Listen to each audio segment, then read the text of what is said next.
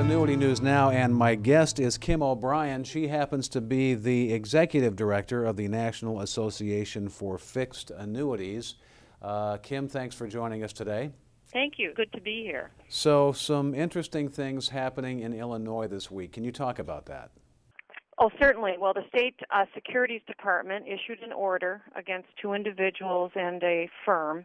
They both work for the firm in the state of Illinois regarding their activities of replacing financial products with fixed indexed annuities. There were 12 specific cases cited. Now, do we know how this started, or can we guess how this started? Is this something that arose from an unhappy client? It's possible that it's an unhappy client. It could be a search and hunt mission on the department side. It looks more like an unhappy client, but we can't really see the genesis of the order.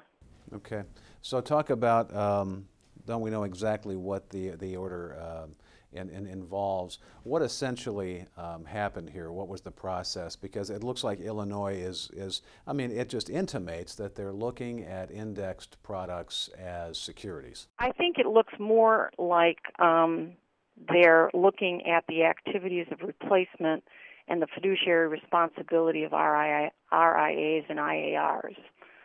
We see that as more of the main aspect of the order is the activities of investment advisors and their fiduciary responsibility. What would then be your recommendations right now for the future? What would you be telling advisors to think about?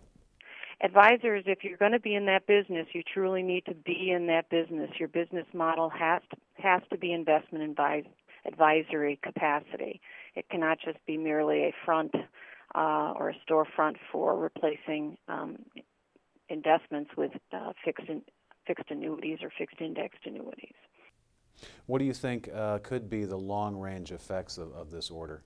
I think it's going to require investment advisors, whether you're an RIA or an IAR under one, to be much more cognizant and aware of their fiduciary responsibilities. They're going to have to be much more investment-oriented in their business model because that is the purpose for the licensure.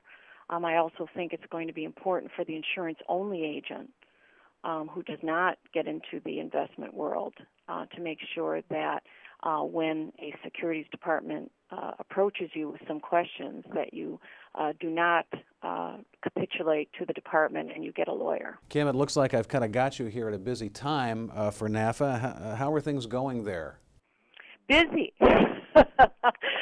Well, we're working on a membership a call we have coming up this afternoon. We want to make sure our members understand the specifics. It is not a court order, it's not litigation, it's not a Department of Insurance bulletin or a guidance memo, and it's not legislative. It is specifically a Securities Department order on an individual IRA firm. So understand what it is and what it isn't.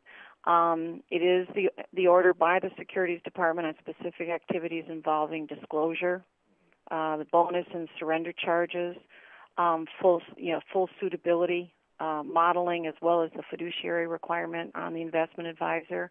And it appears to the 12 cases that they're citing, although these weren't the words used in the order, but there's a pattern or practice that seemed to be emitted, and that's what they were drawn to. It wasn't a one-off case.